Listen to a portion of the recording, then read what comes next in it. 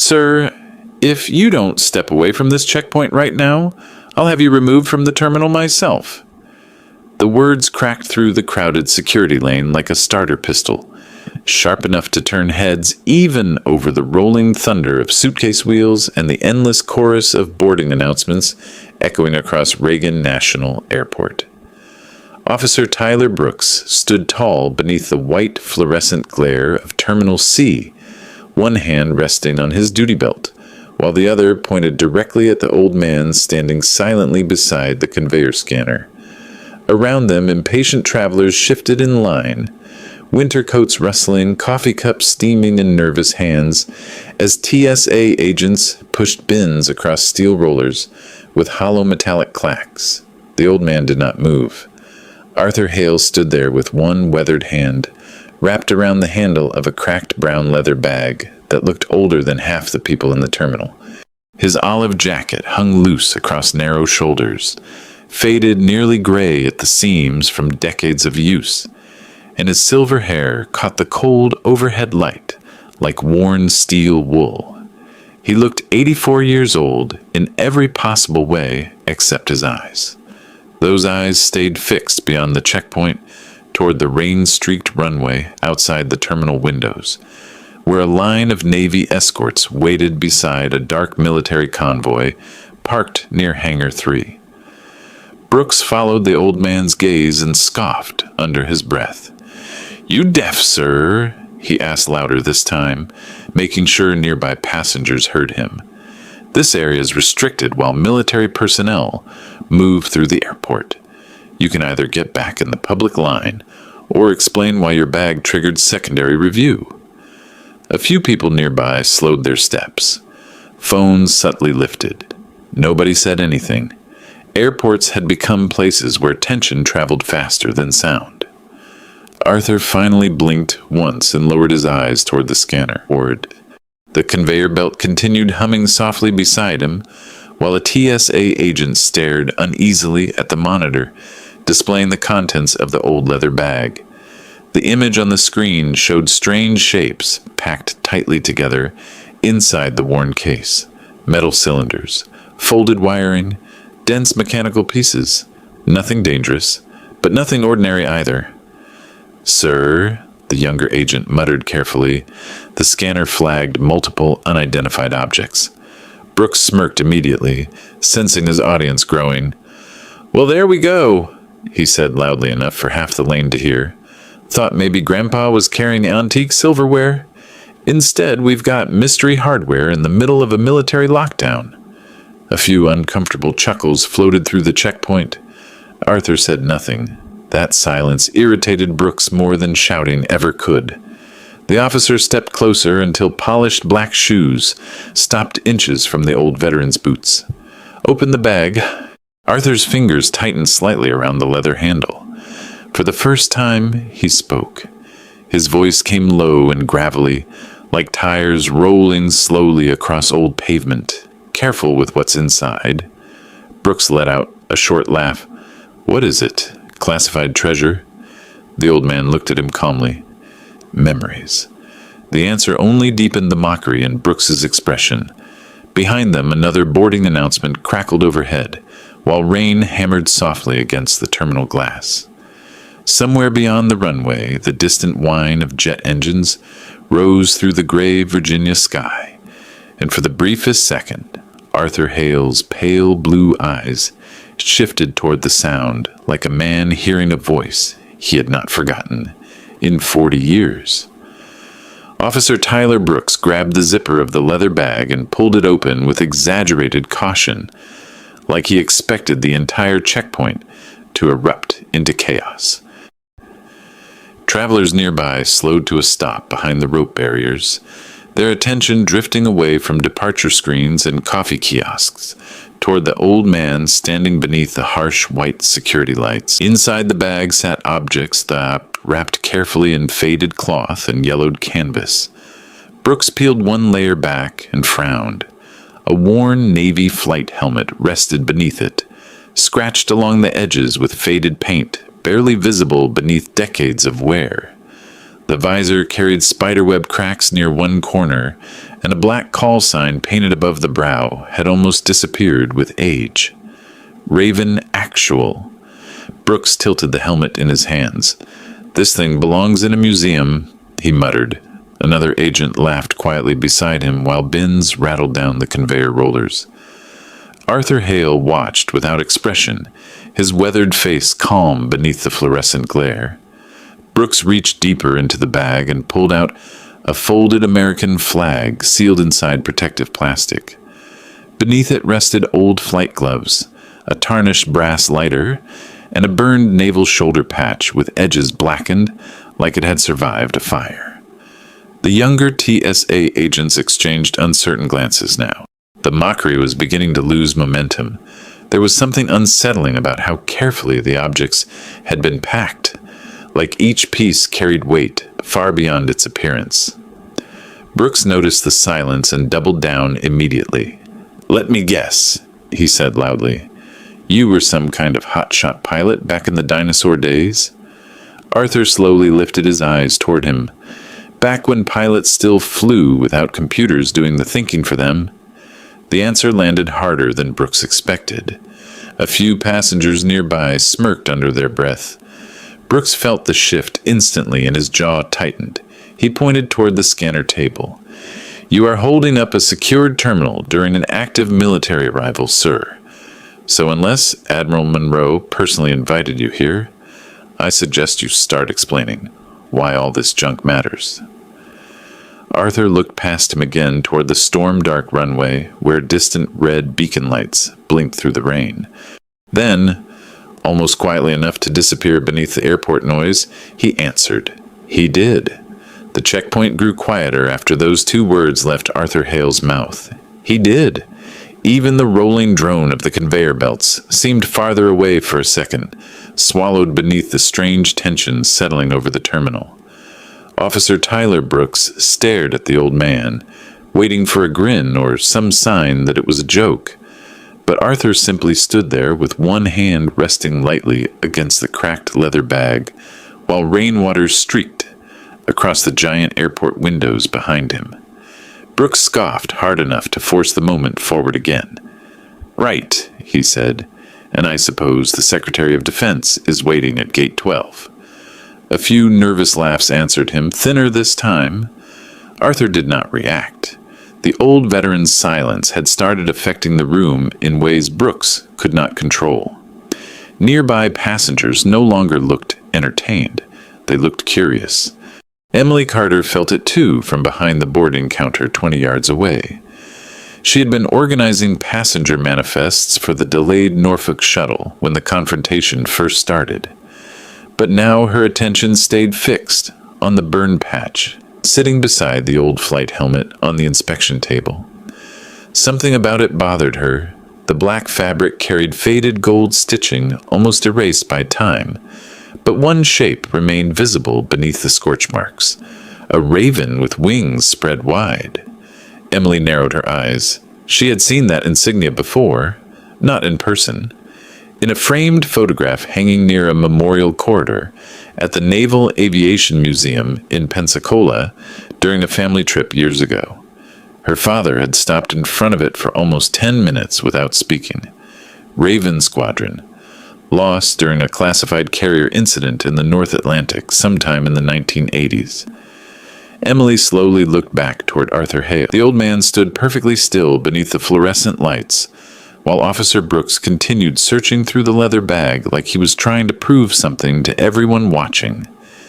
Then the security scanner beside him suddenly emitted a sharp warning tone. A red banner flashed across the monitor. "Manual authorization required." Brooks frowned immediately. "What the hell?"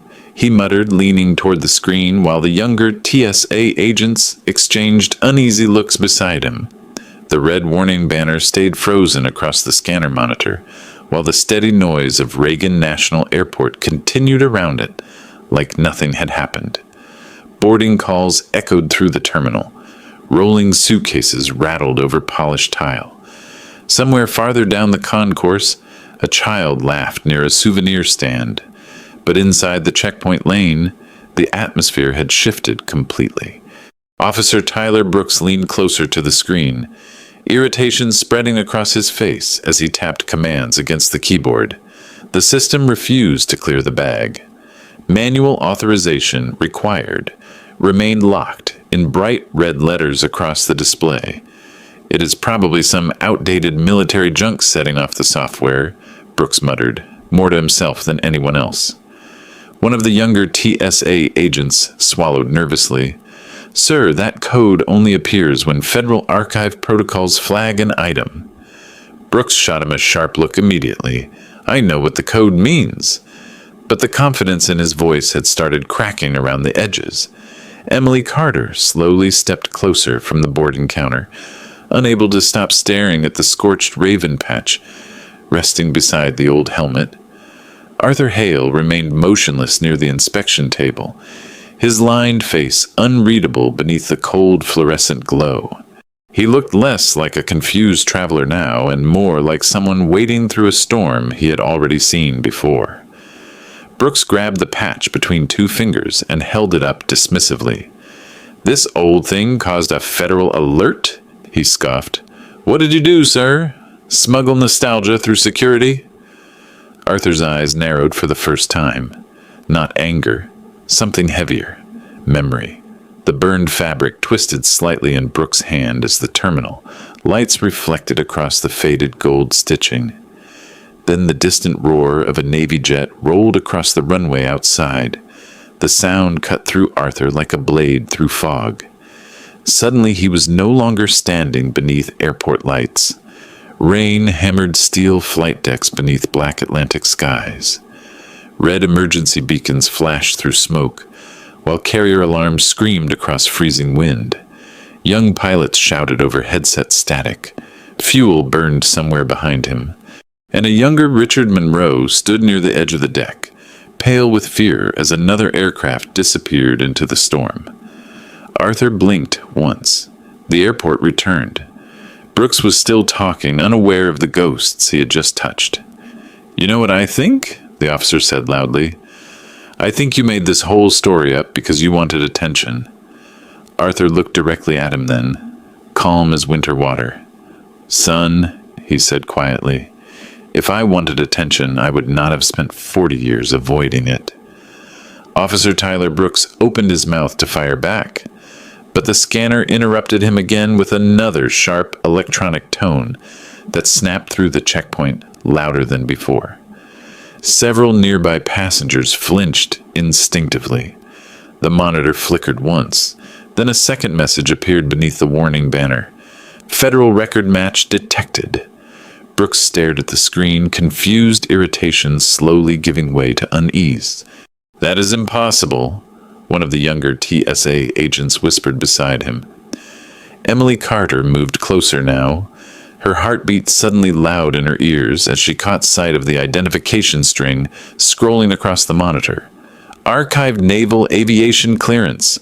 Access restricted. Arthur Hale remained completely still, while airport lights reflected softly across the cracked vise of the old flight helmet sitting on the inspection table. He looked tired more than nervous, like a man who had spent decades carrying memories heavier than luggage. Brooks straightened his posture immediately, trying to reclaim control before the growing crowd sensed uncertainty. Everybody relax, he announced sharply. This is probably some old database error tied to military surplus records. But nobody sounded convinced anymore. Even the agent standing beside him had stopped smirking. Emily glanced again at the burned raven patch. Her father's voice suddenly echoed back from years earlier, inside the Naval Aviation Museum. Some squadrons disappear quietly because the country never officially admits where they flew. A cold feeling crept through her chest. Without taking her eyes off Arthur Hale, she slowly reached beneath the boarding counter and pulled out her phone. Brooks noticed immediately. Miss Carter, he snapped, this does not concern gate operations. Emily hesitated only a second. Actually, she answered carefully, if that patch belongs to who I think it does, it probably concerns everyone in this terminal. Brooks laughed once, but there was no confidence left inside it. Arthur finally lowered his gaze toward the inspection table where the old brass lighter rested beside the folded flag. His fingers brushed lightly against the scratched metal surface. The movement was small, almost absent-minded, but something about it carried the weight of ritual. Outside the terminal windows, another Navy jet thundered overhead through the storm clouds, and for the briefest instant, the old veteran's pale blue eyes reflected the runway lights like distant fire across black ocean water. Emily Carter stepped farther behind the counter, shielding the glow of her phone beneath a stack of boarding manifests, while the checkpoint tension continued thickening like storm clouds gathering over the runway. Her fingers moved quickly across the screen as she searched the phrase still echoing through her memory: Raven Squadron, North Atlantic Incident. At first, nothing appeared except fragmented references and sealed archive notices tied to naval aviation history. Then one image loaded from an old memorial page. Emily's breath caught instantly. The insignia on the screen matched the burn patch sitting on the TSA inspection table exactly.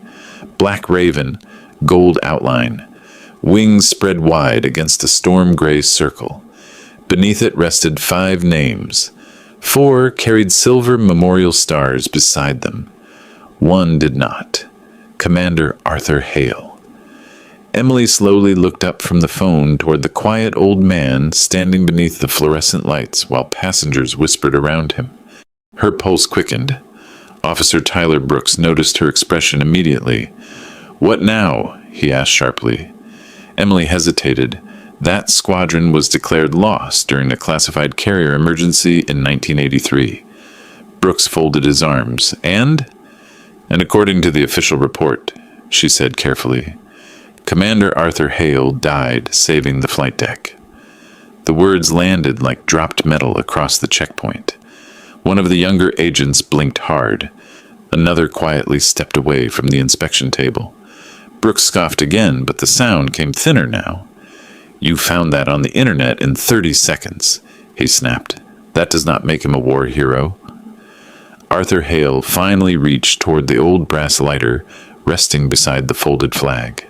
His weathered thumb rubbed across the engraved surface until years of scratches caught the overhead light. USS Blackthorn, CVN 74. The carrier name rested there in faded letters, almost worn smooth by time. Arthur stared at it quietly while the distant rumble of thunder rolled beyond the terminal glass. Then, almost too softly to hear beneath the airport noise, he said, "We lost good men that night." Nobody answered. Even Brooks stayed silent for a moment. The old veteran's voice carried something no scanner, database, or military archive could reproduce. Memory. Not polished memory either. The heavy kind that never really leaves a man, no matter how many years pass between the storm and the silence afterward. Officer Tyler Brooks cleared his throat and forced a laugh that sounded brittle beneath the steady hum of the terminal. "All right," he said, clapping his hands once like he could reset the entire situation through confidence alone. "We are done with the history lesson." He reached toward the inspection table and slid the old flight helmet aside with more force than necessary. The cracked visor knocked softly against the steel surface. Several nearby passengers winced at the sound before they even understood why. Arthur Hale's eyes followed the helmet immediately. Not anger, not fear. Something quieter. The expression of a man watching somebody mishandle a grave marker without realizing it. Brooks pointed toward the secondary screening area. "Sir, until we verify all this military archive nonsense, you are not cleared past this checkpoint." Arthur gave a small nod, almost absent-minded. "That is your call." The calmness irritated Brooks even more because it made his authority feel smaller instead of larger. Emily Carter looked between them uneasily, while another TSA agent leaned toward Brooks and whispered, "Sir, maybe we should contact Federal Liaison before escalating this." Brooks shot him a glare. Escalating, he repeated sharply. He is an elderly passenger with old Navy memorabilia, not a national security incident. But even as he said it, the scanner monitor emitted another quiet tone. A secure communications window had opened automatically across the screen. Priority. Flag acknowledged. Standby for authorization contact. The younger agents froze immediately. Brooks stared at the message while the color slowly drained from his face. Nobody touched anything? He asked quietly. No one answered. Outside the terminal windows, flashing lights suddenly appeared near the rain-soaked tarmac. Black government SUVs rolled slowly across the service road toward the Terminal C through sheets of cold Virginia rain. Emily noticed them first. Her stomach tightened instantly. Arthur Hale did not even turn around. He already knew they were coming. Brooks followed the direction of her stare and frowned hard. Who is that convoy for? One of the agents swallowed visibly before answering. Sir, Admiral Monroe's arrival motorcade was scheduled through the east gate. Silence spread through the checkpoint again, heavier this time. Arthur lowered his eyes toward the folded flag resting beside the old brass lighter, while distant thunder rolled above the airport roof. Then, almost like a man speaking to ghosts instead of people, he murmured, Richard always hated being late. Rain hammered the terminal windows harder now, turning the runway lights outside into long, blurred streaks of red and gold across the wet pavement. The black SUVs continued rolling slowly toward Terminal C, while airport personnel along the outer service road suddenly straightened with visible urgency. Inside the checkpoint, nobody seemed sure what to say anymore. Officer Tyler Brooks stood rigid beside the inspection table, staring between the approaching convoy and the old veteran, standing quietly beneath the fluorescent lights. Like a man waiting for weather he already understood, the scanner monitor emitted another soft tone. Then an incoming communications request flashed across the secure screen. Department of Naval Operations. Priority channel. Brooks hesitated before pressing accept. A stern voice answered instantly through the speaker. This is Commander Ellis with Naval Operations Liaison. Who authorized detention of Commander Arthur Hale? Every sound around the checkpoint seemed to disappear at once. Brooks blinked hard. Detention? He repeated defensively. Nobody is being detained. We are conducting a standard secondary screening. Silence answered him for 2 long seconds, before the voice returned colder than before. Officer, are you currently in possession of Commander Hale's personal effects? Brooks glanced uneasily toward the inspection table. Yes. Then stop touching them immediately. The order hit the checkpoint harder than shouting ever could. One of the younger TSH agents actually stepped backward. Emily Carter felt chills rise across her arms as the terminal atmosphere changed from confusion into something far more serious. Brooks forced himself to stay composed. Sir, with respect, this entire thing seems excessive for an elderly veteran carrying old Navy equipment. Another silence followed. When Commander Ellis finally spoke again, his voice carried a weight that seemed to lower the temperature in the room. Officer Brooks, he said carefully, the man standing in front of you personally, prevented the loss of a United States carrier group during the Blackthorn incident in 1983. Brooks opened his mouth, but no words came out. Across the checkpoint, Arthur Hale remained motionless, one weathered hand resting lightly atop the folded flag, while rain and distant jet engines rolled together beyond the terminal glass. Then Commander Ellis added one final sentence. Admiral Monroe is already en route to your location. No one moved after the call ended. The terminal noise slowly returned in fragments around the checkpoint, but now it sounded distant and hollow, like the entire airport had drifted several feet farther away. Officer Tyler Brooks stood frozen beside the scanner monitor, while the red security banner continued glowing across the screen. His confidence had collapsed so quickly it almost looked painful. One of the younger TSA agents quietly removed his gloves and placed them on the counter, suddenly unsure whether he should even be standing near Arthur Hale's belongings anymore. Across the terminal, passengers whispered openly now. Phones lowered instead of lifting. The mood had changed from curiosity to something closer to reverence. Emily Carter watched Arthur carefully. The old veteran still had not defended himself once. He had not raised his voice, demanded respect, or corrected anyone in the room. He simply stood there beneath the fluorescent lights, while rain rolled across the runway outside, and the storm darkened the Virginia sky beyond the glass. Brooks finally cleared his throat. "Sir," he began carefully, "if there has been some misunderstanding," Arthur shook his head once. "There has not." The words were calm but absolute. Brooks swallowed visibly. For the first time since the confrontation started, he looked young instead of authoritative. The automatic terminal doors at the far end of the concourse suddenly opened against the wind outside.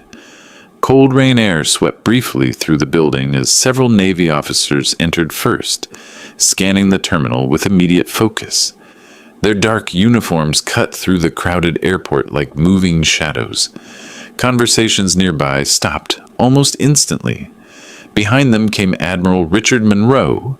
He was older now, silver-haired and broad-shouldered beneath a black overcoat, but the command in his presence hit the terminal harder than the security alarms ever had.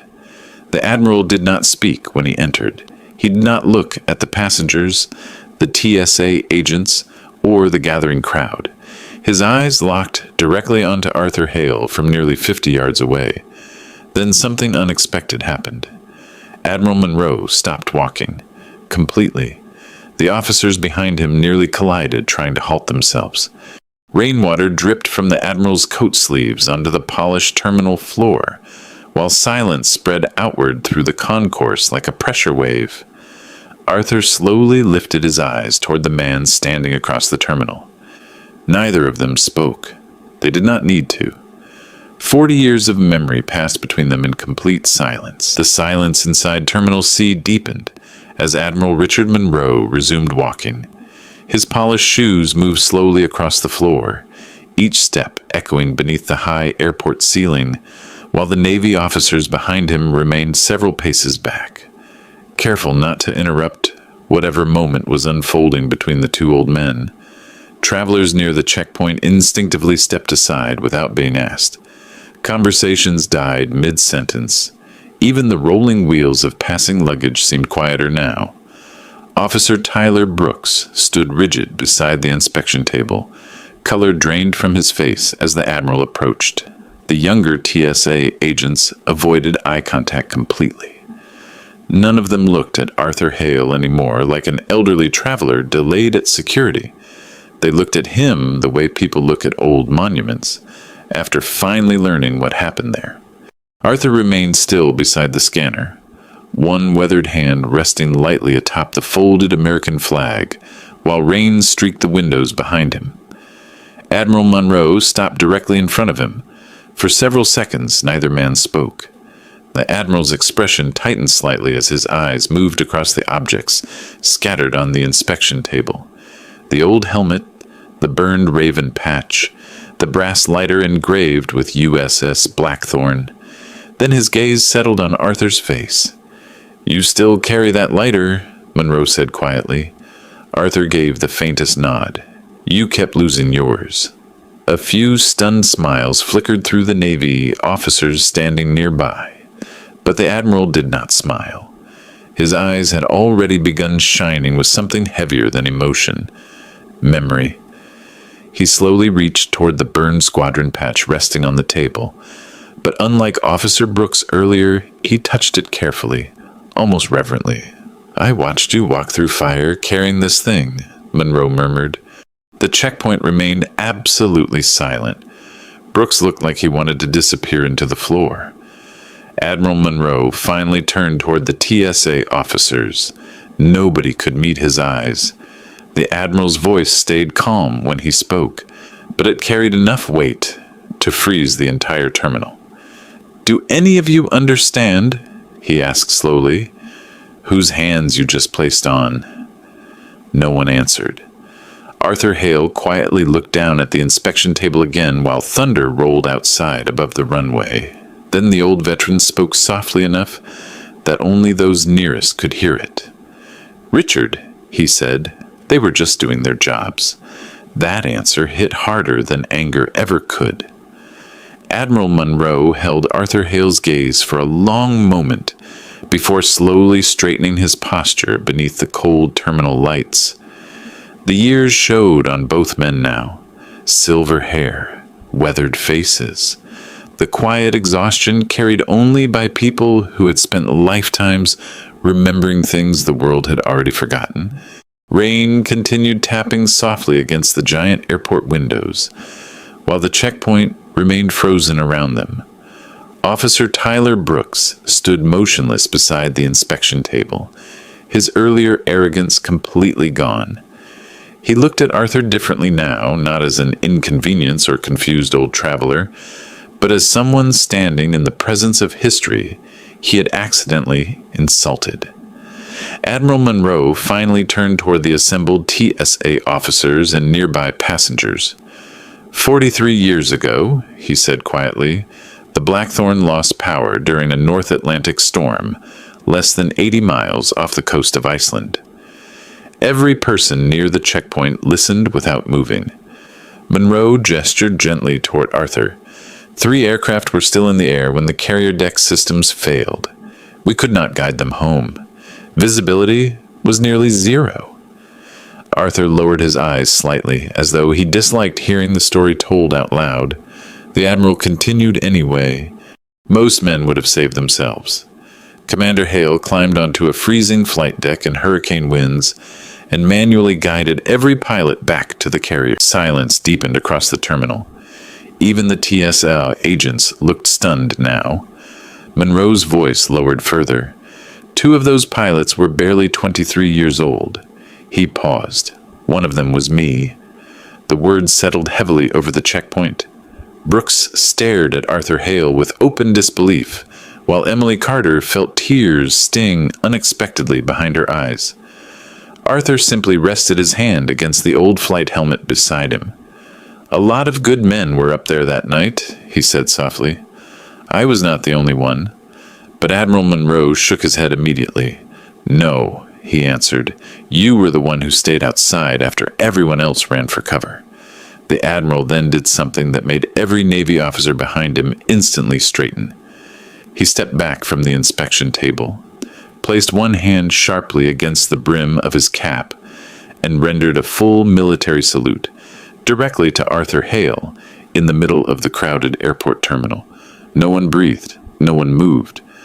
Even the storm outside seemed quieter for a moment. Arthur Hale slowly returned the salute, his weathered hand steady beneath the cold airport lights, while rain rolled across the runway beyond the glass.